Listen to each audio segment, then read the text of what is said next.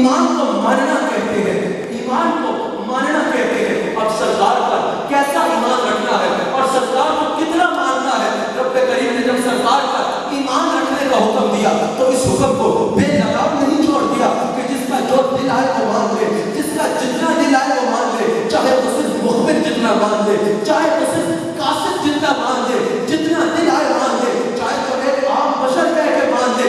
رب کریم نے اس کو بے لگام نہیں چھوڑا، بے لگام نہیں چھوڑا، بلکہ قرآن کریم نے فرمایا، قرآن کریم کے آیت میں سورہ بقرہ کی آیت نمبر 137 میں اللہ کریم ارشاد فرماتا ہے، رب کریم ارشاد فرماتا ہے کہ آؤ آج میں تمہیں معیار بتا رہا ہوں کہ میرے مصطفیٰ کو کیسے ماننا ہے، میرے مصطفیٰ کو کیسے ماننا ہے۔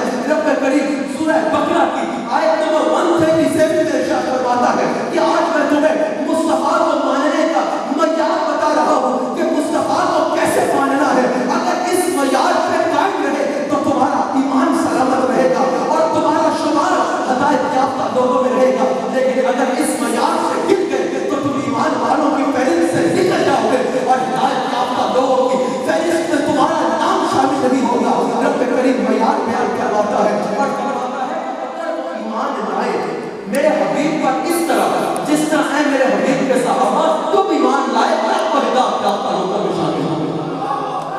اگر وہ ایمان لائے میرے حبیب پر اس طرح جس طرح میرے حبیب کے صحابہ ایمان لائے، تب وہ ہدایت یافتہ لوگوں میں شامل ہوں گے، تب وہ ہدایت یافتہ لوگوں میں شامل ہوں گے۔ یعنی اللہ نے سرکار کے صحابہ کو ایمان کا معیار بنا ڈالا، سرکار کے صحابہ کو ایمان کا معیار بنا ڈالا۔ اگر کوئی اس طرح ایمان رکھے گا جس طرح رسول اللہ پر، جس طرح میرے حبیب کے صحابہ نے رکھا، تب تو ہدایت یافتہ لوگوں میں شامل ہوگا۔ میں آپ کو آگے بتاتا ہوں کہ صحابہ کا کیا ایمان تھا، پھر فیصلہ آپ پہ چھوڑ دوں گا، پھر فیصلہ آپ پہ چھوڑ دوں گا کہ فیصلہ آپ کر لیں کہ کون سی جماعت ایسی ہے جو حق پر ہے، جو حق پر ہے، جو ہدایت یافتہ لوگوں میں سے ہے۔ کیونکہ اللہ نے فرمایا ہدایت یافتہ صرف وہ ہوگا جو میرے حبیب پر ویسا ایمان لائے گا جیسا میرے حبیب کے صحابہ ایمان لائے۔ یعنی معیار بنا ڈالا ایمان کا۔ اب میرے آقا کے صحابہ کو رب کریم نے اب قرآن کریم کی سورہ بقرہ کی آیت نمبر 8 میں اللہ کریم ارشاد فرماتا ہے کہ لوگوں میں سے بعض لوگ ایسے بھی ہیں، لوگوں میں سے کچھ لوگ ایسے بھی ہیں جو کہتے ہیں کہ ہم اللہ پہ ایمان لائے، ہم یوم آخر پہ ایمان لائے، ہم ایمان والے ہیں، لیکن اللہ فرماتا ہے کہ وہ ایمان والے نہیں ہیں، ہمیں ان کا ایمان قبول نہیں ہے، وہ ایمان والے نہیں ہیں۔ وجہ بھی بیان کرواتا ہے کیونکہ ان کے دلوں میں بیماری ہے، ان کے دلوں میں بیماری ہے۔ اب تمام مفسرین کا اس بات پر اجماع ہے کہ وہ دلوں میں بیماری یہ ہے کہ ان کے دل میں مصطفیٰ کی محبت نہیں ہے، ان کے دل میں رسول اللہ کی محبت نہیں ہے، وہ رسول اللہ سے محبت نہیں رکھتے۔ وہ کہتے ہیں ہم اللہ کو مانتے ہیں، لیکن اللہ فرماتا ہے کہ ہمیں تمہارا عقیدہ توحید قبول نہیں ہے، ہمیں تمہارا عقیدہ ایمان قبول نہیں ہے، ہمیں تمہارا یوم آخر پہ ایمان قبول نہیں ہے۔ یعنی اللہ فرما رہا ہے تمہارا سر بے شک ساری زندگی ہمیں سجدہ کرتا رہا، لیکن دل مصطفیٰ کے آگے نہیں جھکا تو ہمارے ایمان دل مصطفیٰ کے آگے نہیں جھکا۔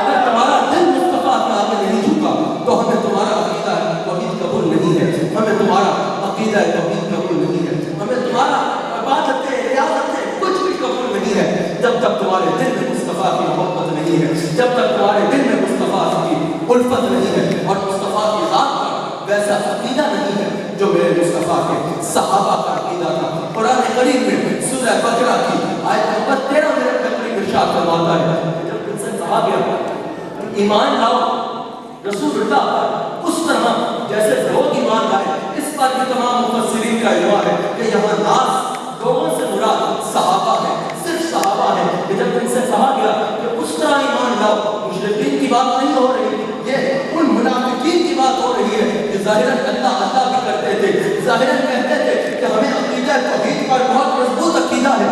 رب فرماتا ہے کہ جب ان سے کہا گیا کہ مصطفیٰ پر ایمان لاؤ اس طرح جس طرح لوگ ایمان لائے، تو انہوں نے کہا کیا ہم ان پاگلوں کی طرح صحابہ کے بارے میں کہا کیا ہم ان پاگلوں اور بے وقوفوں کی طرح ایمان لے آئے، کیا ہم ان بے وقوفوں کی طرح ایمان لے آئے کہ رسول اللہ دن پر رات کہے تو یہ رات ہمارے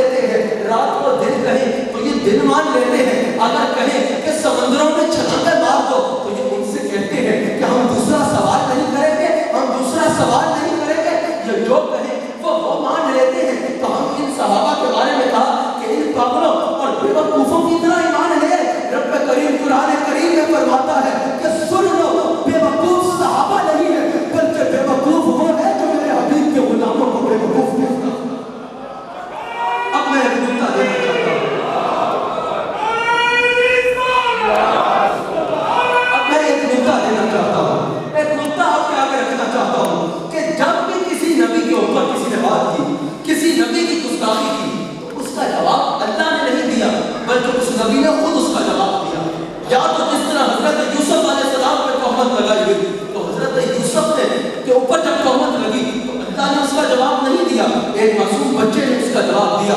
جب حضرت مریم پہ تہمت لگی تو اللہ نے اس کا جواب نہیں دیا بلکہ حضرت عیسیٰ نے اس کا جواب دیا. تو پہلے جب بھی کسی کے بارے میں کسی نے غلط بات کی کسی نبی کے بارے میں تو اس کا جواب نبی یا خود نہیں دیا یا خود دیا یا اس کی امت میں سے کسی نے دیا.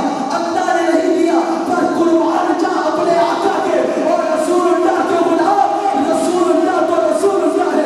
جب رسول اللہ کے غلاموں یعنی صحابہ کو پاگل کر دیا اللہ نے کہا مصطفیٰ آپ اس کا جواب نہیں دیں گے. میرے حبیب کے غلاموں تم اس کا جواب نہیں دو گے. اس کا جواب میں اللہ خود دوں گا. اس کا جواب میں اللہ خود دوں گا. خود دوں گا. کہا میرے مصطفیٰ کے غلاموں کی بات ہے اس کا جواب میں اللہ خود دوں گا. میں اللہ خود دوں گا. یہ شان ہے ان کے غلاموں کی. سرکار کا عالم کیا ہوگا. یہ شان ہے ان کے غلاموں کی.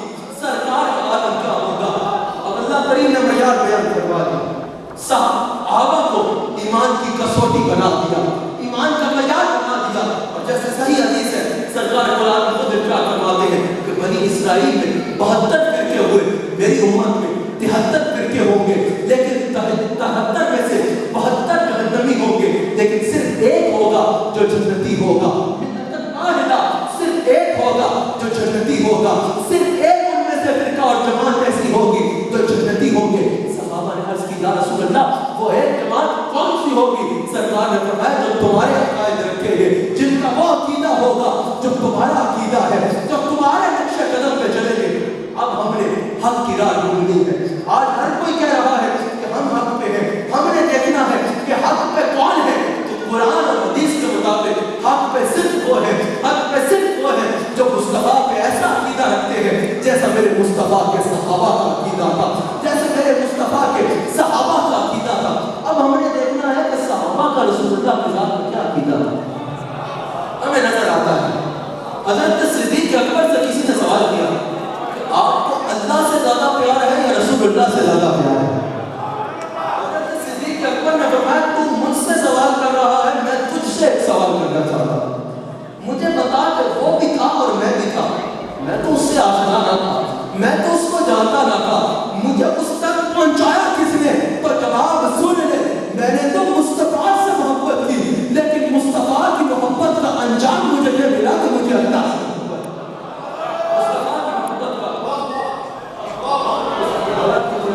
مصطفیٰ کی محبت کا انجام مجھے یہ ملا کہ مجھے اللہ سے محبت ہو گئی. انجام مجھے یہ ملا کہ مجھے اللہ سے محبت ہو گئی. پتا چلا صحابہ کا سب کچھ رسول اللہ. رسول اللہ کو صحابہ کیسے مانتے تھے ذرا سنو. جب مصطفیٰ کی بات آ جائے تو صحابہ عقل کے گھوڑے نہیں اڑاتے تھے کہ حاضر کیسے ناظر کیسے یہ کیسے تو وہ کیسے مصطفیٰ کے ساتھ پیغمبر عقید کرتے تھے. ہمیں نظر آتا ہے صحیح حدیث ہے کہ حج کے ایام اور سرکار منا سرکار منا میں حج کا ایام سرکار نے اپنے صحابہ سے پوچھا کہ اے میرے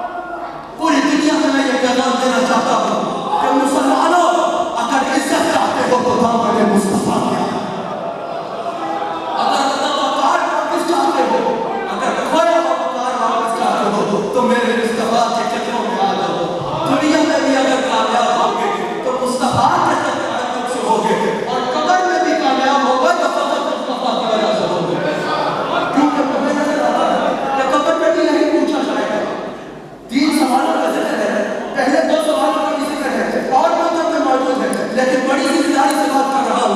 بخاری اور مسلم میں صرف ایک سوال ہے. امام بخاری اور امام مسلم نے پہلے دو سوالوں کا ذکر ہی کیا کیونکہ انہیں پتا تھا توحید کا سوال نقطہ اشتراک ہے, اس سے پتہ نہیں چلے گا. ایمان کا سوال جو ہے اس سے بھی پتہ نہیں چلے گا, لیکن مصطفیٰ کو جس نے پہچان لیا ہوتا تیرا کام ہوگا.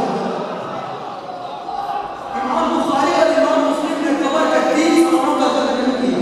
امام بخاری نے صرف ایک سوال کا ذکر کیا. وہ سوال کیا ہے کہ جب کوئی مرے گا, جب کوئی انسان مرتا ہے قبر میں جاتا ہے, اس کو رسول اللہ کی بارگاہ میں پیش کیا جاتا ہے, سرکار کا چہرہ دکھایا جاتا ہے اور پوچھا جاتا ہے بتا تو دنیا میں میرے بارے میں کیا کہتا تھا, اور منبر میں بیٹھنے والوں تیار ہو جاؤ, قبر میں تم سے پوچھا جا رہا ہے کہ جب منبر میں بیٹھا کرتا تھا تو ان کے بارے میں کیا بولی بولتا تھا, ان کے بارے میں کیا بولی بولا کرتا تھا, ان کی شانوں میں نقص نکالا کرتا تھا یا ڈھونڈ ڈھونڈ کے ان کی شانوں کو بیان کیا کرتا تھا, ان کی شانوں کو بیان کیا کرتا تھا. قبر میں ایک سوال پوچھا جائے گا کہ بتا تو مصطفیٰ کے بارے میں کیا کہتا تھا. جو تو ہوگا نا عاشق وہ کہے گا قبر میں سرکار آئے تو میں قدموں پر گروں, یا فرشتے بھی اٹھائے تو میں ان سے یوں کہوں کہ اب تو کائنات سے نئے فرشتوں کیوں اٹھوں, تمہارے کے پہنچا ہوں جہاں اس دن رومان رومان میں کے پہنچا ہوں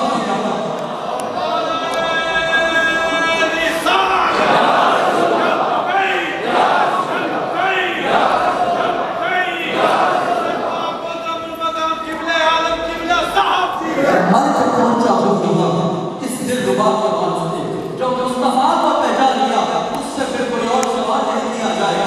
اس کو آواز آئے گی سو جا ایسے جیسے پہلی رات کی دلہن سوتی ہے, اور جب مصطفیٰ کو نہ پہچانا اس کی قبر میں کچھ مارا جائے گا اور وہ اتنا شدید عذاب ہوگا کہ اگر وہ زمین پر مارا جائے تو یہ پوری زمین ریزہ ہو جائے. اور سرکار بتاتے ہیں کہ پھر اس کو ایسا عذاب دیا جاتا ہے کہ انسانوں اور جنوں کے سوا ہر مخلوق اس کی چیخ و پکار سنتی ہے, ہر مخلوق اس کی چیخ و پکار سنتی ہے. شاہ صاحب میرا دلدار کہتا یہ عقیدہ نہیں ہے, اس لیے اس پر فتویٰ نہ لگایا ہے, اور اس کا فتویٰ لگ بھی نہیں سکتا کیونکہ یہ عقیدہ نہیں ہے, یہ میرا وجدان کہتا ہے. اور صرف میرا ہی وجدان نہیں کہتا, میں نے حضرت محدثین کو پڑھا ہے, انہوں نے بھی اس کا ذکر کیا ہے. میرا وجدان کہتا ہے کہ ویسے تو پوچھا جاتا ہے نا بتا یہ کون ہے, کچھ لوگ ایسے بھی تو ہوتے ہوں گے, پر میں کیوں نہ یہ کہہ دوں کیونکہ سوال جب سب سے ہونا ہے, غوثوں سے بھی ہونا ہے, قطب سے بھی ہونا ہے, ابدال سے بھی ہونا ہے, ہر کسی سے ہونا ہے. تو میرا وجدان یہ کہتا ہے کہ جب خواجہ حبیب الرحمن رحمت اللہ علیہ قبر میں تشریف فرما ہوئے ہوگے, فرشتوں نے پوچھا ہوگا مصطفیٰ نے کہا ہوگا ارے چھوڑو اس کو, میں بتاتا ہوں کہ میں تمہارے بچارے کہا ہوگا ذرا اس کو چھوڑو, مجھے دیکھو میں بتاتا ہوں, میں بتاتا ہوں. لوگ کہتے تھے, لوگ کیا کہتے تھے, یہ چلا چلا کے کہتا تھا فنبی اللہ علیہ وسلم.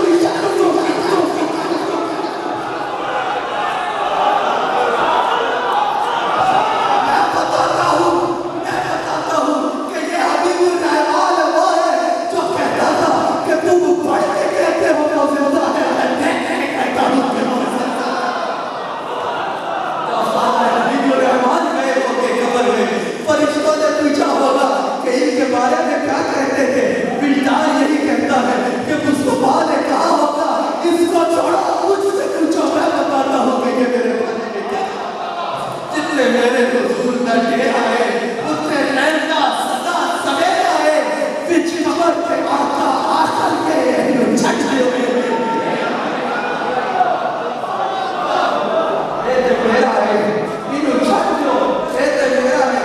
میں یہ بھی نظر آ رہا ہے جب سرکار کے بارے میں بڑی سجانی سے بات کر رہا ہوں, جب سرکار نے فرمایا کہ ان کے تقیر آئے گے, ایک تو وہ موقع ہے نا کہ حضرت عمر نے فرمایا مجھ سے جھگڑ پڑو گے,